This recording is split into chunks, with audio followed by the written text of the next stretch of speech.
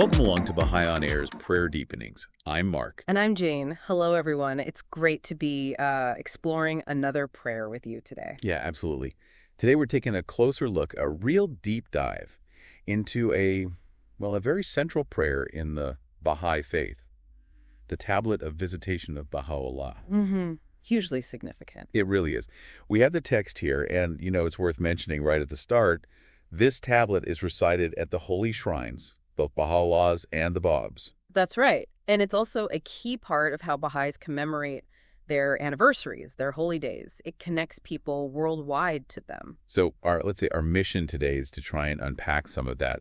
Look at the meaning, the symbolism, the imagery. The history behind it, its purpose, all the layers embedded in this really powerful prayer. Exactly. It's one many of you listening will likely know well, maybe recite often, but hopefully we can, uncover some fresh angles or deeper understandings together. Let's hope so. Okay, so before we get into the analysis, maybe the best place to start is just to hear it. Let's listen to the Tablet of Visitation of Baha'u'lláh in full. The praise which hath dawned from thy most august self, and the glory which hath shone forth from thy most effulgent beauty, rest upon thee, O thou who art the manifestation of grandeur, and the King of eternity, and the Lord of all who are in heaven and on earth. I testify that through thee the sovereignty of God and his dominion, and the majesty of God and his grandeur were revealed, and the day stars of ancient splendor have shed their radiance in the heaven of thine irrevocable decree, and the beauty of the unseen hath shone forth above the horizon of creation. I sanctify, moreover, that with but a movement of thy pen thine injunction, Be thou, have been enforced, and God's hidden secret hath been divulged, and all created things have been called into being, and all the revelations have been sent down. I bear witness, moreover, that through thy beauty the beauty of the adored one hath been unveiled, and through thy face the face of the desired one hath shone forth, and that through a word from thee thou hast decided between all created things, causing them who are devoted to thee to ascend unto the summit of glory, and the infidels to fall into the lowest abyss. I bear witness that he who hath known thee hath known God, and he who hath attained unto thy presence hath attained unto the presence of God. Great therefore is the blessedness of him who hath believed in thee and in thy signs, and hath humbled himself before thy sovereignty, and hath been honored with meeting thee, and hath attained the good pleasure of thy will, and circled around thee, and stood before thy throne. Woe betide him that hath transgressed against thee, and hath denied thee, and repudiated thy signs, and gainsaid thy sovereignty, and risen up against thee, and waxed proud before thy face, and hath disputed thy testimonies, and fled from thy rule and thy dominion, and been numbered with the infidels whose names have been inscribed by the fingers of thy behest upon thy holy tablets. Waft then unto me, O my God and my beloved, from the right hand of thy mercy and thy loving kindness, the holy breaths of thy favors, that they may draw me away from myself and from the world unto the courts of thy nearness and thy presence. Potent art thou to do what pleaseth thee. Thou truly hast been supreme over all things. The remembrance of God and his praise, and the glory of God and his splendor, rest upon thee, O thou who art his beauty. I bear witness that the eye of creation hath never gazed upon one wronged like thee. Thou wast immersed all the days of thy life beneath an ocean of tribulations. At one time thou wast in chains and fetters, at another thou wast threatened by the sword of thine enemies. Yet despite all this, thou didst enjoin upon all men to observe what had been prescribed unto thee by him who is the all-knowing, the all-wise.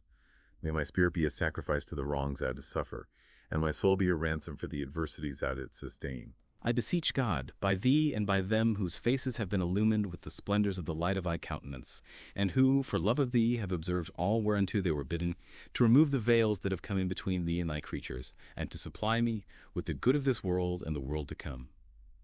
Thou art, in truth, the Almighty, the most exalted, the all-glorious, the ever-forgiving, the most compassionate. Bless thou, O Lord my God, the divine Lote-Tree and its leaves and its boughs and its branches and its stems and its offshoots, as long as thy most excellent titles will endure and thy most august attributes will last. Protect it, then, from the mischief of the aggressor and the hosts of tyranny. Thou art in truth the Almighty, the most powerful. Bless thou also, O Lord my God, thy servants and thy handmaidens who have attained unto thee. Thou truly art the all-bountiful, whose grace is infinite. No God is there save thee, the ever-forgiving, the most generous. Bahá'u'lláh. Such incredibly powerful words. Okay, so let's start to unpack this a bit. The very beginning, those opening lines, they immediately give Baha'u'lláh these profound titles, don't they? Manifestation of grandeur, King of eternity, Lord of all. Very high stations. Right, and these titles, they echo descriptions of God himself in other scriptures. So what's the significance of applying these titles to Baha'u'lláh here, in the Baha'i understanding? Yeah, that's really a crucial point to start with. In the Baha'i view, the manifestations of God, people like Baha'u'lláh, are like perfect mirrors. They reflect God's attributes into our world. Okay. So these titles aren't saying Baha'u'lláh is the unknowable essence of God. Rather, they signify that he perfectly manifests God's grandeur, his eternal kingship, his lordship over everything for us for this day and age. So he embodies these qualities for humanity. Precisely. It's fundamental to how Baha'is see revelation unfolding. Got it. And then we get this phrase, repeated quite a bit, I testify, or I bear witness. Why the repetition? What's that emphasizing? Is it just saying, I believe this? Well, I think it goes deeper than just intellectual agreement. Repeating I testify or I bear witness really highlights the personal aspect. It's about individual spiritual recognition, a conscious personal affirmation of these truths. It's active, not passive belief. Exactly. It's a core part of the Baha'i path, moving beyond just accepting what you're told to actually recognizing truth for yourself. It's like an invitation for every person to connect directly and acknowledge Baha'u'llah's station. Okay. Then, right after that, the prayer mentions day stars of ancient splendor shedding light, and the beauty of the unseen shining forth. That's beautiful imagery. It really is. How should we interpret those metaphors? What are they telling us about Baha'u'llah's revelation? Well, the day stars of ancient splendor, that's pretty clearly pointing to the previous messengers of God, Abraham, Moses, Jesus, Muhammad. The whole lineage. Yes, exactly. The lights that guided humanity before. And now their radiance is seen within the heaven of thine irrevocable decree, suggesting this revelation is, in a way, the culmination, the permanent expression of that divine guidance. And the beauty of the unseen. That points towards God's own essence, which is ultimately beyond our grasp, isn't it? Unseen. But Baha'u'lláh, as the manifestation, makes that divine beauty, those qualities, visible, accessible. He brings it down to earth, so to speak, for our time. Makes sense. And building on that idea of making the divine manifest, the tablet then says something really striking about creation and revelation itself. With, but a movement of thy pen, thine injunction, be thou hath been enforced. Wow. That echoes creation stories, right? It absolutely does. It's incredibly powerful language. It really underscores the absolute authority and the creative power of God's word, which is now expressed through Baha'u'lláh. The pen being a symbol. Yes, symbolizing the divine utterance, the word of God that brings things into being, starts new eras of revelation. It's saying Baha'u'llah's words carry that same creative force for today. Okay. Then the prayer connects Baha'u'llah's beauty to the adored one and the desired one, which seem like clear references to God. Yes, they are. Could you expand on that connection? What does it tell us about how Baha'is see the manifestation? It reinforces that mirror idea we talked about. Baha'u'lláh reflects the perfections of God, the adored one, the desired one. His beauty isn't just, physical appearance. It's a manifestation of divine attributes. Love, justice, compassion. Through him, humanity can perceive and connect with God, who is otherwise beyond our reach. Right. And right after establishing that link, the tablet paints this really stark contrast, doesn't it, between destinies, those devoted who ascend into the summit of glory and those who reject him, the infidels who fall into the lowest abyss. That's pretty strong language. How do we understand that? It is strong language, and it speaks to the profound spiritual consequences of our choices. Recognizing the manifestation for the age, aligning with him, leads towards spiritual growth. That's the summit of glory. It means nearness to God, fulfilling your potential. And the lowest abyss. That represents the opposite. Spiritual deprivation, being cut off from that divine guidance, missing that opportunity for growth. It's maybe less about literal places, heaven and hell, and more about the inherent spiritual realities that flow from how we respond to God's message. So it's about spiritual trajectory, really. Exactly. Your direction of travel, spiritually speaking. Then comes maybe one of the most direct statements. He who hath known thee hath known God, and he who hath attained unto thy presence hath attained unto the presence of God. That seems to lay out a very specific path. It does, and it's absolutely foundational to Baha'i belief. It stresses the unique, essential role of the manifestation in every age. For our time, the tablet says, knowing Baha'u'lláh is the way to know God and reach his presence. He's the divinely appointed connection, the one who reveals God's will and attributes perfectly for us now. Okay, the next verses then talk about blessings for believers, humility, God's pleasure, nearness, and consequences for those who oppose him. It even mentions their names being inscribed upon thy holy tablets. Yeah. What's the significance there? Well, the blessings obviously outline the spiritual rewards of faith and trying to follow the teachings. The part about names being inscribed on holy tablets for those who reject, it's symbolic, I think, of divine awareness, maybe divine judgment. It suggests our response really matters, that our choices regarding the manifestation have lasting spiritual weight. Yeah. They're recorded, so to speak. It's an enduring impact. Yes, in the spiritual realms. Then there's a shift to a more personal plea. Waft then unto me the holy breaths of thy favors, asking to be drawn away from the self and the world towards God's presence. What does that yearning tell us? It's such a heartfelt plea, isn't it? It's asking for divine help, for grace, to overcome the things that hold us back, our ego, our attachments to worldly things. Those are the veils that keep us from getting closer to God. And the holy breaths? They symbolize that life-giving, transforming power of God's favor, the help we need to purify ourselves and move towards that spiritual intimacy we all seek deep down.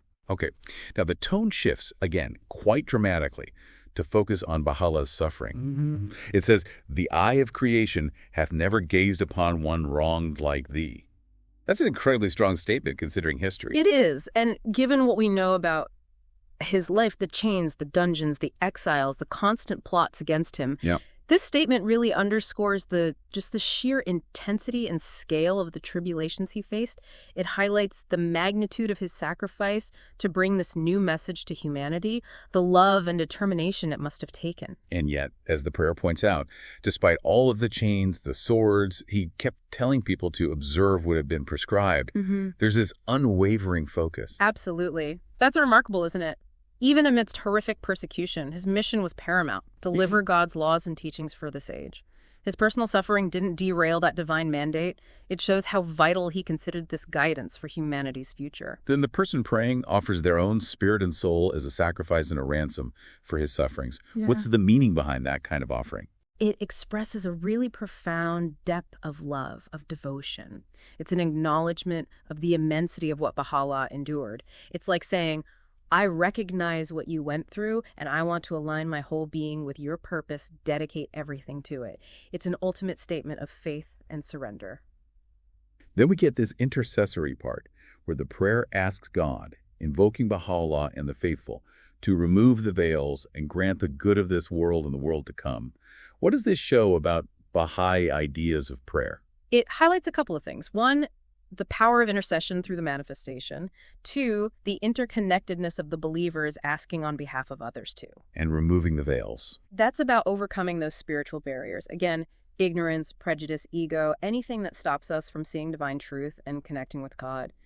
And asking for good in both worlds. That covers our material needs and well-being and our spiritual progress after death. It's holistic. Right, not just focus on the afterlife. Okay, nearly at the end. The tablet concludes with a blessing for the Divine Lote-Tree and asks for its protection. What is the Lote-Tree symbolizing here? The Divine Lote-Tree.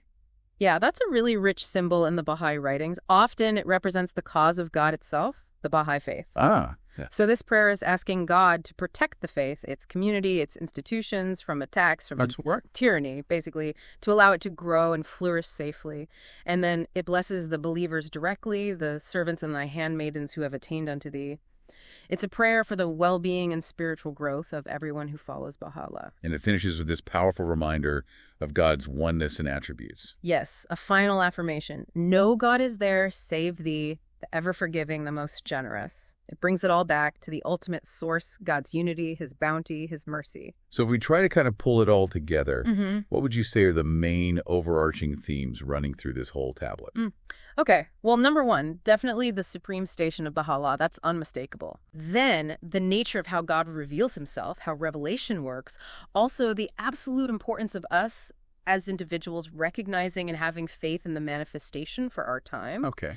And woven all through it is the reality of suffering on the path of God, powerfully shown in Baha'u'llah's own life. But alongside that, there's the promise of immense blessings for those who believe and persevere. That covers a lot. So, thinking about its use, reciting it at the shrines, on holy days, what's the core purpose of this prayer for the person saying it? What's it meant to do for the believer? I think it works on multiple levels. It's definitely a way to consciously recognize and affirm Baha'u'llah's high station. It's a tool to deepen your own faith in him and through him draw closer to God. Like a focusing lens. Exactly. It's a testament to his glory, it's a plea for God's help, and it's a declaration of your own devotion and belief. It's really multifaceted. This has been incredibly insightful, really unpacking the layers of this tablet. Thank you so much for sharing all that. Oh, it's always a pleasure. It's a privilege, really, to delve into these sacred texts. Well, thank you, everyone, for joining us for this deep dive into the Tablet of Visitation. We really hope it's maybe added something to your own understanding or appreciation of its depth and its power. And, we'd love to hear from you. Are there other prayers or maybe passages from the Baha'i writings you'd like us to explore in a future prayer deepenings? Do let us know. Send your recommendations our way. Yeah, we'd welcome that. And of course, if you haven't subscribed yet, please do consider subscribing to Baha'i On Air so you don't miss future explorations.